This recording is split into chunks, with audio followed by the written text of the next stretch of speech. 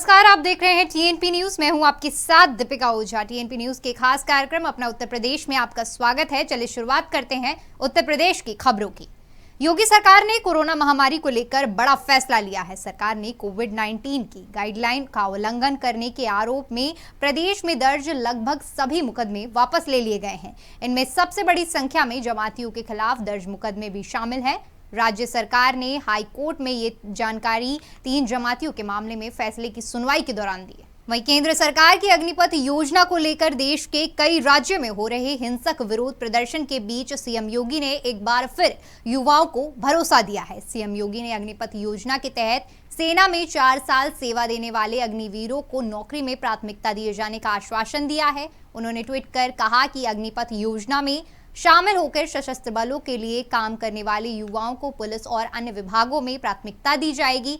उन्होंने अपील की कि कोई भी छात्र किसी के बहकावे में न आए। सपा अध्यक्ष अखिलेश यादव ने सैन्य बलों में भर्ती की नई प्रक्रिया अग्निपथ योजना को लेकर सरकार पर निशाना साधा है। उन्होंने ट्वीट कर लिखा कि देश की सुरक्षा कोई अल्पकालिक या अनौपचारिक विषय नहीं है, ये अति गंभीर और दीर्घकालिक नीति की अपेक्षा करती है। सैन्य भर्ती को लेकर जो खानापूर्ति करने वाला लापरवाही भरा रवैया अपनाया जा रहा है, वे देश और देश के युवाओं के भविष्य की रक्षा के लिए घातक साबित होगा। अग्निपथ से पथ पर अग्नि ना हो। तो वहीं प्रदेश की राजनीति में आजमगढ़ की सीट बहुत महत्वपूर्ण मानी जाती है। इसी कड़ी में चुनाव जीतने की कोशिश में धर्मेंद्र यादव ने आजमगढ़ में जनसभा की। इस दौरान उन्होंने बीजेपी पर जमकर निशाना साधा।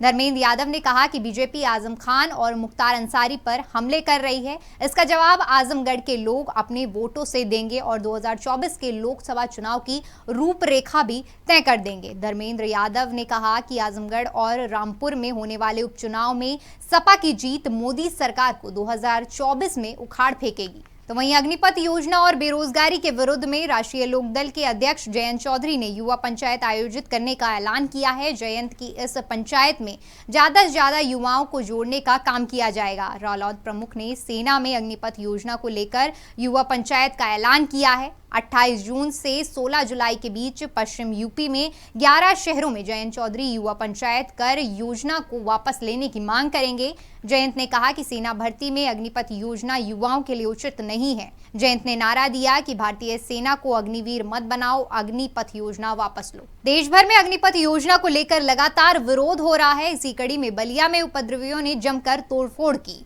प्रदर्शनकारियों ने स्टेशन पर पहुंचकर बलिया वाराणसी मेमू और बलिया शाहगंज ट्रेन में तोड़फोड़ की। प्लेटफॉर्म की दुकानें और निजी बसों को भी तोड़ा। वहीं पुलिस ने कई प्रदर्शनकारियों को हिरासत में लिया है। बता दें कि पुलिस प्रशासन ने बड़ी संख्या में प्रदर्शनकारियों को स्टेडियम में बातचीत के लिए रोक रखा था। तभी लाठी डंडों से लैस लगभग 200 प्रदर्शनकारी स्टेडियम में मौजूद अपने साथियों को छुड़ाने के लिए पहुंच गए।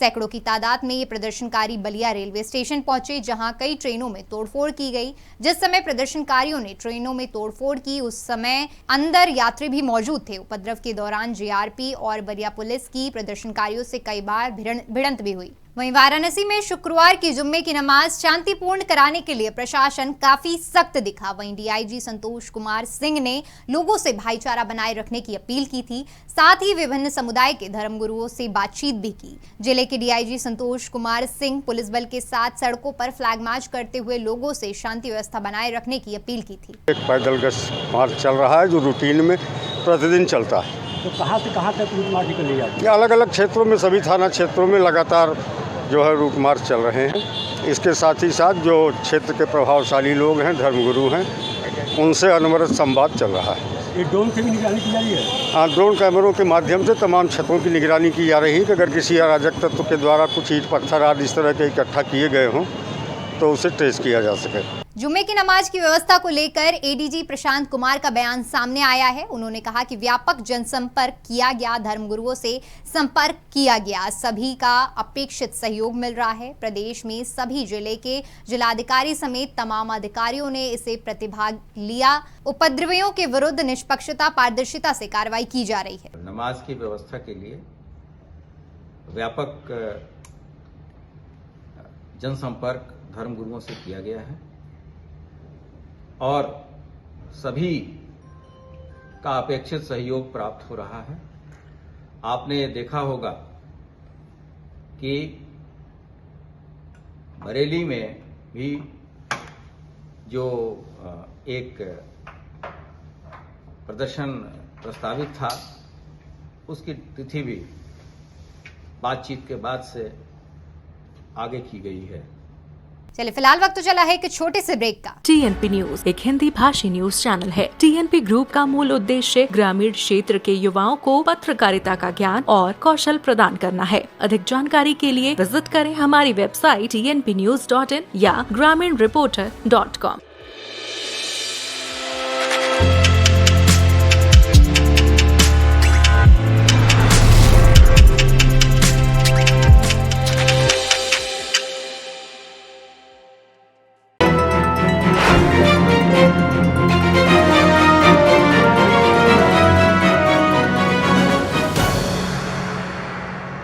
ब्रेक के बाद एक बार फिर से आपका स्वागत है। रुक करते हैं अगली खबर का। जुम्मे की नमाज शांति के लिए पढ़ी जाए, इसके लिए बरेली पुलिस ने खास इंतजाम किए हैं। जुम्मे की नमाज के दौरान बरेली पुलिस की खास नजर रहेगी। जगह जगह पर भारी संख्या में अर्धसैनिक बल के साथ पुलिस बल तैनात रहा। सोशल मीडिया पर नजर रखने के लिए बरेली पुलिस ने खास तैयारियां की थी।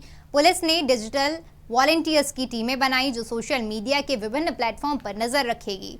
अगर किसी ने भी कोई खुराफात करने की कोशिश की तो पुलिस कुछ समय में ही आरोपी को उसके अंजाम तक पहुंचा देगी। जुम्मे को लेकर बरेली जनपद में पूरी तैयारी है। पर्याप्त संख्या में पुलिस बल है, PSC और RF है। आज शाम को भी सभी फोर्स फ्लैग मार्च कर रहा है। जो संवेदनशील स्पॉट्स हैं, कम्युनल हॉटस्पॉट्स हैं, वहाँ पर हम लोग भ्रमण कर रहे हैं, लोगों से वार्ता कर रहे हैं।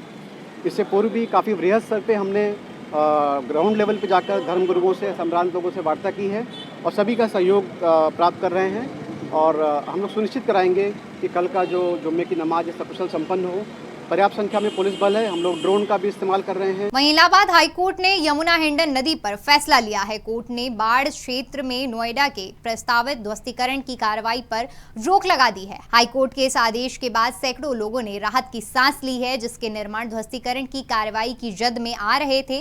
कोर्ट ने यथास्थिति बरकरार रखने के साथ ही आदेश दिया कि नोएडा के स्थानीय लोगों की आपत्तियों को तय किया जाए। प्रस्तावित होने के बाद लोगों को नोएडा प्राधिकरण के समक्ष 10 दिन के अंदर आपत्ति प्रस्तुत करने का निर्देश दिया गया है। कोर्ट ने आपत्ति के निस्तारण तक मौके पर यथास्थिति बरकरार रखने को कहा है। केंद्र सरकार की अग्निपथ योजना के विरुद्ध में बुलंदशहर, खुर्जा और बूढ़ा चौराहे पर विरोध प्रदर्शन हुआ। अग्निपथ योजना के विरुद्ध में सैकड़ों युवा सड़कों पर उतर आए और सरकार की सेना में भर्ती की नई योजना का जमकर विरोध किया। जिले में दोनों जगह बड़ी संख्या में युवा बैनर पोस्टर लेकर हाईवे और चौराहे पर आ गए। प्रदर्शन कर रहे युवाओं ने शहर में कई जगहों पर जाम लगा दिया। मामले की सूचना मिलते ही भारी संख्या में पुलिस फोर्स और PAC मौके पर पहुंची। अग्निपथ योजना के विरोध को लेकर अछलदा रेलवे स्टेशन पर पुलिस फोर्स तैनात। देश भर में अग्निपथ योजना को लेकर युवाओं का प्रदर्शन जारी है। इसी कड़ी में औरैया में भी भारी तादाद में मौजूद युवाओं ने प्रदर्शन किया,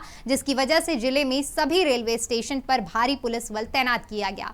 वहीं योजना का विरोध कर रहे युवाओं का कहना है कि वो किसी भी तरह का उपद्रव नहीं कर रहे, बल्कि शांति से अपना विरोध प्रदर्शन कर रहे हैं। हम लोग 30,000 का नीति का 5 लाख पेंशन मिल रही है। 5 लाख रुपए राष्ट्रपति को वही लोगों को मिल रही है। क्या करनी, 4 साल की नौकरी, घर बैठ जाएंगे, करेंगे क्या उसके बाद। तो आज आप लोग किस तरीके से आप विरोध करना चाह रहे थे? सरकार से हमारे यही रिक्वेस्ट, जिन भाइयों का पेपर रद्द हो गया उनसे उनका पेपर कराया जाए, हमारी पुरानी भर्ती वापस ले आई जाए। घर वाले दुखी, 3 लाख गहने धरे, जेवर करेगा, अब आंदोलन ना करे तो क्या करे? पेपर आप बताओ, 2 साल तैयारी करी, एकदम कैंसिल कर दो मेरे। अग्निपथ योजना का विरोध अमेठी जिले के अलग अलग इलाकों में देखने को मिला। जिले में युवाओं ने केंद्र सरकार की अग्निवीर योजना को लेकर विरोध प्रदर्शन किया। योजना के विरोध में क्षेत्र के 2 दर्जन से ज्यादा युवाओं ने अमेठी दुर्गपुर हाईवे पर जमकर नारेबाजी की। सूचना मिलते ही मौके पर पुलिस प्रशासन के अधिकारी पहुंचे और सभी प्रदर्शनकारियों को घर जाने का अनुरोध किया, लेकिन प्रदर्शनकारी वहीं मौजूद रहे, जिसकी वजह से प्रशासन ने बड़ी संख्या में पुलिस बल के अलावा RPF और GRP के जवानों को भी तैनात किया। वहीं सोनभद्र में मेरा प्लास्टिक मेरी जिम्मेदारी अभियान को जन आंदोलन में बदलने के लिए जिलाधिकारी बहुत मेहनत कर रहे हैं। इसी कड़ी में अधिकारी ने कलेक्ट्रेट सभा कक्ष में सभी ग्राम प्रधानों के साथ बैठक की। बैठक में जिलाधिकारी ने प्रधानों से कहा कि गांव में प्लास्टिक की जो समस्या है उसे खत्म करने के लिए चलाए जा रहे अभियान को आगे बढ़ाएं। जिलाधिकारी ने कहा कि इस अभियान में हमें सभी गाँवों के प्लास्टिक मुक्त कराने का निर्णय लिया है। अग्निपथ योजना की वजह से देश भर में युवा प्रदर्शन कर रहे हैं। इसी कड़ी में गौतम बुद्ध नगर स्थित यमुना एक्सप्रेसवे पर भी भारी संख्या में छात्र एकत्रित होकर प्रदर्शन कर रहे हैं। युवाओं के प्रदर्शन को देखते हुए मौके पर भारी संख्या में पुलिस बल तैनात किया गया। प्रदर्शन के चलते यमुना एक्सप्रेसवे के पूरे रास्ते को बंद कर दिया गया है। रास्ता बंद होने के चलते सड़कों पर सैकड़ों गाड़ियां खड़ी हो गई हैं। सूचना मिलते ही पुलिस अधिकारियों ने मौके पर पहुंचकर छात्रों को समझाया और रास्ता खाली करवाया। प्रदेश के ज्यादातर जिलों में आसमान में बादल छाए रहने की वजह से गर्मी से लोगों को राहत मिली है। साथ ही कई जगहों पर बारिश से मौसम सुहाना हो गया है। मौसम के बदले मिजाज का ही परिणाम है कि तापमान में गिरावट आया है और पिछले 2 दिनों से लू नहीं चल रही है। मौसम विभाग के मुताबिक प्रदेश के अलग अलग जगहों पर 5 दिनों में बारिश के आसार हैं। इस दौरान 30 से 40 किलोमीटर प्रति घंटे की रफ्तार से हवा भी चल सकती है। चलिए फिलहाल के लिए उत्तर प्रदेश की खबरों में इतना ही। देश और दुनिया की तमाम बड़ी खबरों के लिए हमारे YouTube चैनल को सब्सक्राइब करें। खबरों को विस्तार से जानने के लिए हमारी वेबसाइट www.tnpnews.in पर विजिट करें। धन्यवाद।